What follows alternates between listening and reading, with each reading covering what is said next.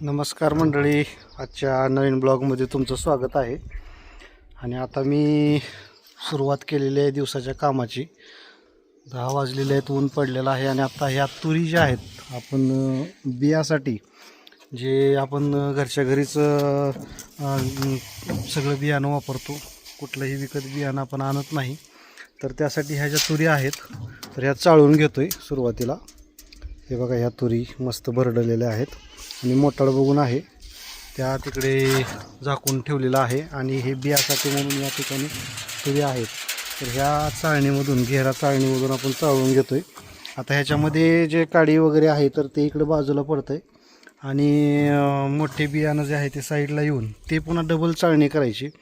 आणि जे मोठं बी आहे ते आपण पेरणीसाठी ठेवणार व्यवस्थित, त्याला औषध वगैरे लावून, जेणेकरून आपल्याला पुढे बी जे आहेत तर ते बियाणे विकत आणायची गरज नाही. तर ह्या उद्देशाने आपण हे चाळण्याचा सुरुवात करतो आहे, चाळायला. आणि तुम्हाला विनंती आहे की जर तुम्ही चॅनलला नवीन असाल तर कृपया आपल्या चॅनलला सबस्क्राईब करा आणि व्हिडिओ आवडल्यास नक्की लाईक करा. आणि सगळ्यात महत्त्वाचं तुम्हाला सांगायचं म्हणजे बियाणं घरचंच वापरा. कारण आपल्या कसं आहे, शेतीमध्ये उत्पादन खर्च जो आहे तर तो कमी केला तरच आपलं उत्पन्न वाढणार आहे. त्या उद्देशानं सुरुवात आपण करायची आहे ती म्हणजे आपल्या बियाण्यापासून. बियाणे विकत आणायचं नाही. आता एक त्याच्यात प्रॉब्लेम आहे तसा की जर बियाणे नाही घेतले तर खतवाले खतं देत नाहीत. परंतु आता त्याला काहीतरी ॲडजस्ट करावंच लागणार आहे. थोडंसं त्यांना सांगून वगैरे काही बाकीची फवारणीची औषधं वगैरे ते घेणारच आहोत आपण त्यांच्याकडून. तर बियाणाचा खर्च कमी करा म्हणजे आपलं उत्पन्न पण वाढणार आहे, हाच उद्देश आहे याच्यामागचा. आणि पुन्हा एकदा विनंती करतो की व्हिडिओ पूर्ण पहा आणि जर तुम्हाला आवडला तर लाईक करा आणि आपल्या चॅनलला सबस्क्राईब करा.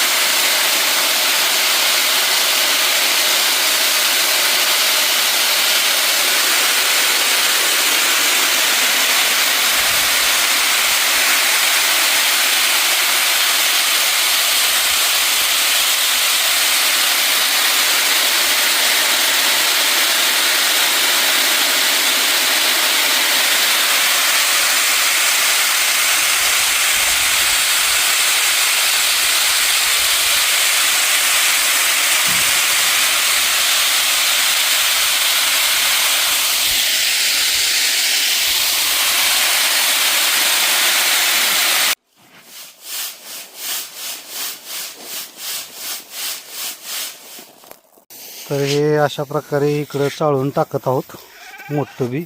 आणि इथं लहान बी पडत आहे, इकडं मोठं. तर ह्यातले हे जे हिरवं कुठं दिसतं आणि लाल अशा पद्धतीनं जे दिसत आहेत तर हे बाजूला काढायचं आणि फक्त पांढऱ्या तुरी ठेवायच्या, म्हणजे आपल्याला पेरणीसाठी उपयोगी होतील. आता ह्याला वाळवायचं चांगलं हे अशा पद्धतीनं इथंच, आणि भरून ठेवायचं सुतळी बारदाण्यामध्ये. अशा पद्धतीने या ठिकाणी चाळणी करत आहोत.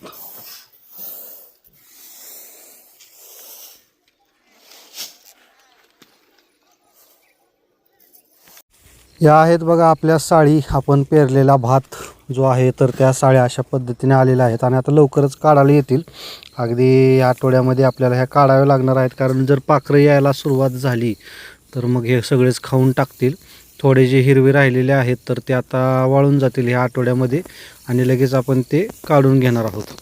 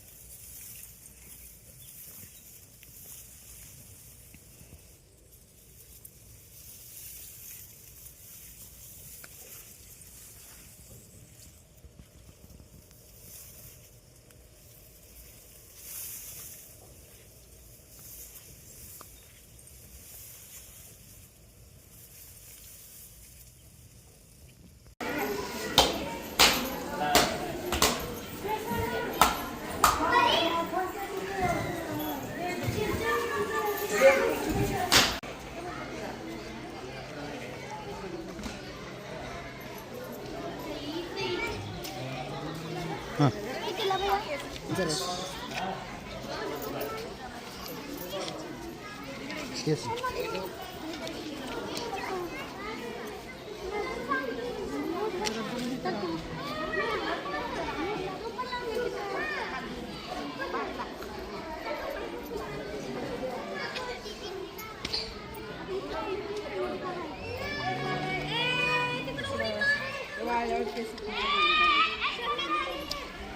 नको मागं खूप चालला.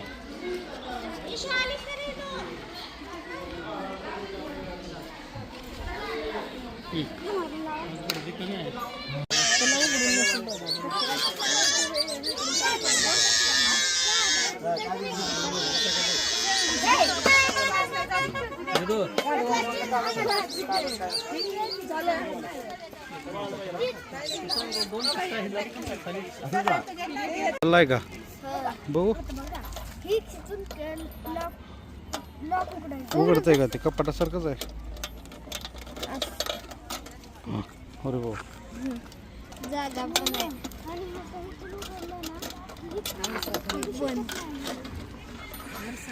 आरसा पण आहे.